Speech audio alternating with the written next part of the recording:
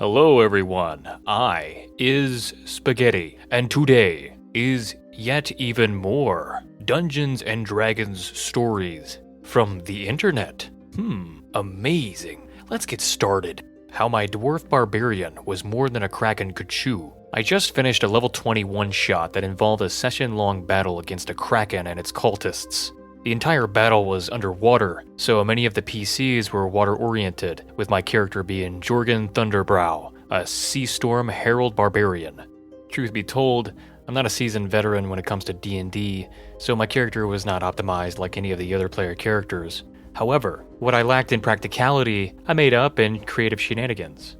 For you see, we were allowed several magical items, and from my choices, the relevant ones include a folding boat and dust of dryness. These items became relevant midway into the battle when, at a failed saving throw, Jorgen was swallowed by the kraken. You would think that any person would panic at the sight of digestive acids burning you alive, but what Jorgen saw was opportunity. I expanded the handheld folding boat into a 10 feet long, 4 foot wide, and 2 feet deep ship in the kraken's stomach to give a moderate amount of protection from the acid. I then later used the dust of dryness to convert 85% of the stomach acid into a tiny pellet. The kraken contorted in abdominal pains as my barbarian cussed it out. The kraken would later dry heave him out, and with the cooperation of the other player characters, finish off the kraken. While my actions didn't make too much of an effect damage-wise, I got the effect I was looking for, and got plenty of laughs from the absurdity. The rogue who stole my magic dagger got killed by it. So I was a cleric of Tempest, and after I single-handedly beat the boss of our first dungeon, I found a dagger with a chaotic blade, which I called Jahim, because my name was Jahim, and I was naming everything after myself, but we all just called it the Chaos Dagger.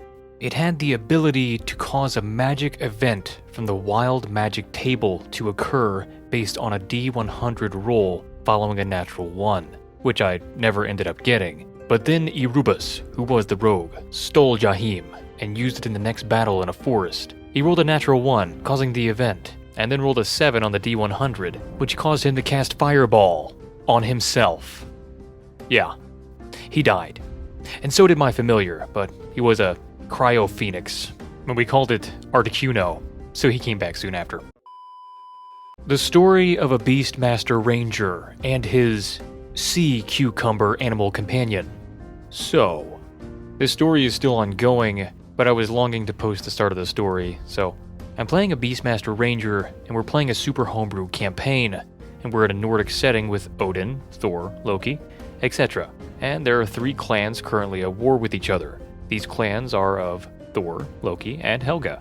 Thor has been killed and we don't know who killed him yet, so his clan has no leader and won't listen to Odin. We were being held captive at one of the forts of Thor's clan, who wasn't trusting of anyone, and a raiding party of Loki came, so we ended up getting out and catching a ride on a ship from a merchant friend who was also being kept there. On the ship ride, we were asked to go down to this underwater cave. We were given potions of water breathing and went down there, and as we were going down, something was calling out to me. Lo and behold, this cute little sea cucumber came up and started calling me Master, and how it heard you call for help, so it came to protect you. Outside of the game, I wasn't really excited for this because all the meme stuff is normally pushed to me. But inside, my character didn't understand why it was here, but it latched onto me and followed. And so, we went into this cave and met underwater lizard men, and we couldn't understand them. So our paladin tried talking to them, got knocked out, and taken. And we got to the next room and had to fight more lizard men. We ended up getting to this big lizard that basically destroyed us and brought us to his queen that was intending on invading the land above and reclaiming what was originally theirs. My cucumber, who I knew nothing about. Everyone left the room but me, because she took my companion away, because at the time I didn't want it. So she took it away, but in the end, I wanted them back, and she intended on killing us. And these sea cucumbers have preternatural senses, so it senses extreme danger and knew she was going to kill us. So what does it do? It blows itself up, killing everything in the room, including me. After that, I woke up talking to my dead father. We talked about like things and like stuff, you know? And now my goal is to reunite with my clan with my newfound companion. We weren't bonded yet, but I tried to revive him anyways, and it was a 31% chance, but I ended up pulling it off. So this thing is super homebrew and a really cool creature, who, if eaten, can use its powers to permanently become the creature that eats it. I shall also do further updates about the tale of Hearn, the masked hunter, and Kai, the sea cucumber companion. My girlfriend is a goose now. Warning, homebrew game. So, hello again. I posted here before. For those who were curious, since my last post, my players have ended their last campaign and have chosen to make new characters. For those who didn't see that post, hello. So, I killed the bard, as a proper DM does. A year-long campaign came to a close when I killed off the bard.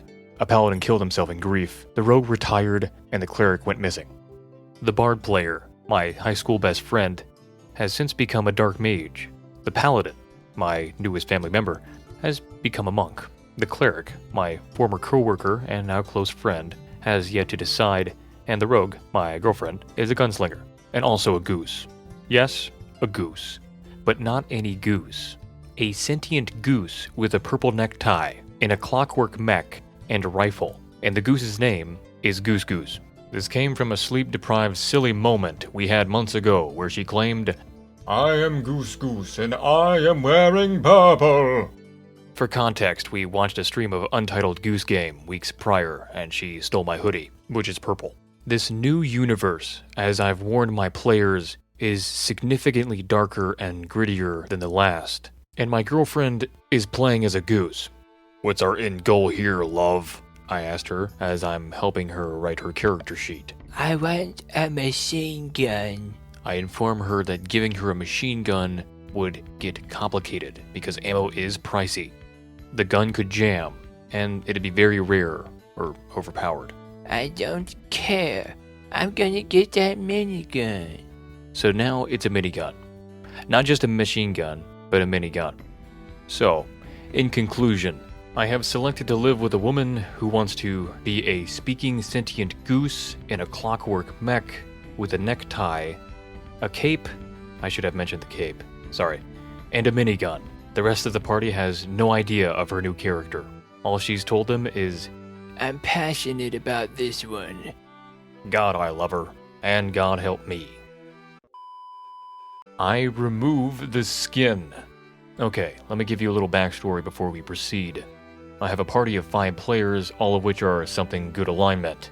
For the most part, we've been running a fight the evil god, basic crap homebrew game. My players include a lawful good cleric, a neutral good barbarian, a neutral good wizard, a neutral good ranger, and our player of the hour, a chaotic good rogue. She wanted to be a healer alchemist and has become basically a pseudo-science doctor. She cares about all humanoid life, and we're at the part of the story I'm sending some pretty twisted stuff at them. My latest horrors include knights whose skin is fused to their armor. Nothing completely insane. At least that's what I thought. So our party gets to slaying and kills all the knights but one, and the rogue decides to knock it out. Once knocked unconscious, she rents a room in the local tavern and hauls him up the stairs, where she states, "I'd like to remove the armor." I simply replied, "You scan the body but see no indication of straps or claps to unequip the armor." A long pause. "I pull out my acid flask and drip it to burn away the armor." Now we're getting somewhere. As you burn the metal away in a straight line, you notice the armor is stuck to his skin, similar to bark on a tree. Without hesitation, she pipes up, "Can I roll to start cutting it off?" I pause in horror. "If you were to do that, you'd be flaying the man alive," our ranger protested out of character. I nodded and stated, "Yes, and if you were to do so, it would cause a great deal of pain." She actually didn't even stop to think it over and rolled the dice. Rolls a 23 in medicine. With disadvantage because you're waking him up with all the pain you're causing? She rolls again, 24. Okay, you only got the breastplate off. The man is screaming a muffled scream and his torso is just muscle as he flails on the bed from pain. Hoping that deter her to proceed, she then says, "Okay, now with the helmet." I pause. Do you have more acid? You already know the answer is yes. So we run through this scenario again, But this time our cleric runs into the makeshift tavern clinic and freaks out. He immediately starts praying to Bahamut for forgiveness and cries for her to stop. He is ignored. The barbarian comes in and the rogue tells him to hold down the patient. He reluctantly does. She now rolls normally on the checks, so it's pretty much all over. The wizard hears the screaming, but chooses to ignore it, similar to how the rogue ignores our cleric's pleas. Finally, our ranger comes in and is like, "Wait, stop it now," and shoots at the knight. The rogue tanks the hit. Ranger gives up. She rolls the last roll to crack into the helmet, so I describe the scene. Its mouth is sealed shut. It has no nose and no ears, but has holes corresponding to where they'd be. The creature has no eyelids, and now no flesh. It screams a muffled scream and passes out. Another long pause. You said its lips are sealed, right? Oh no. I'd like to make a hole. Rolls 18. I'd like to say no, but it's over at this point. You succeed.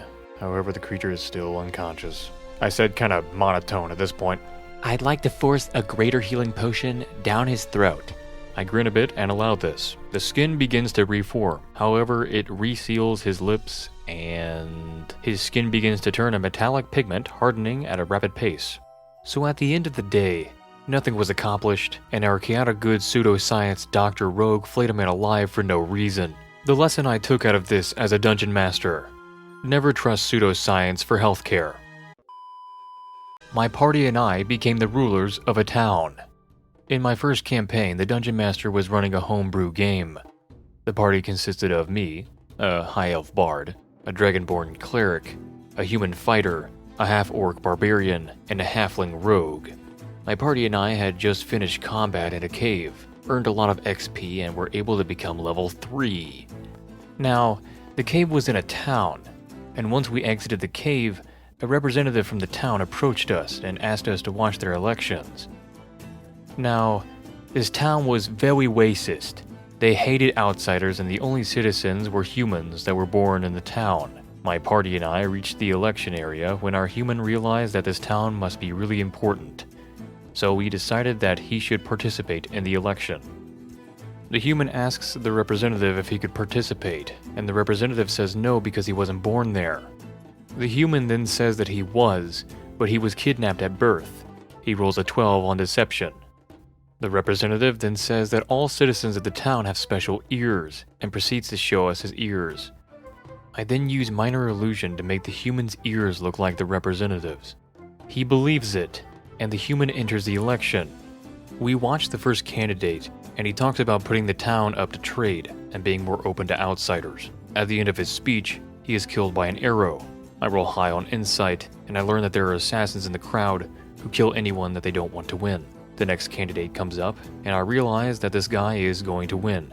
So before he can speak, I use minor illusion to make him say, "I love outsiders." He instantly gets shot by at least 20 arrows. Finally, it's the human's turn to speak. He goes up and says, "Outsiders bad."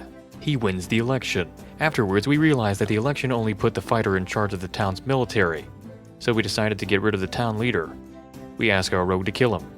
And the rogue, a very enthusiastic and adventure-loving creature, says yes if I'll write him a song. I wrote a song about how great he is, and when he returns, he has killed the leader.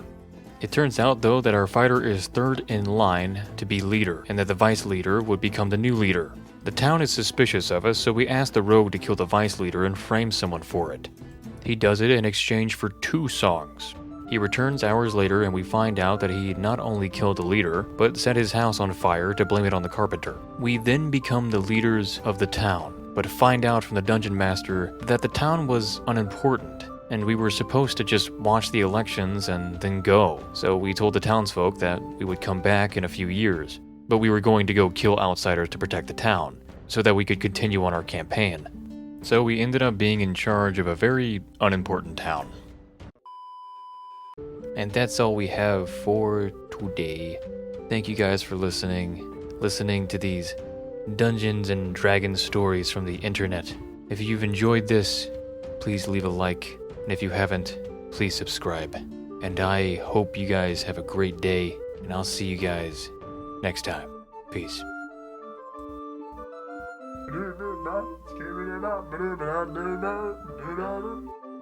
Do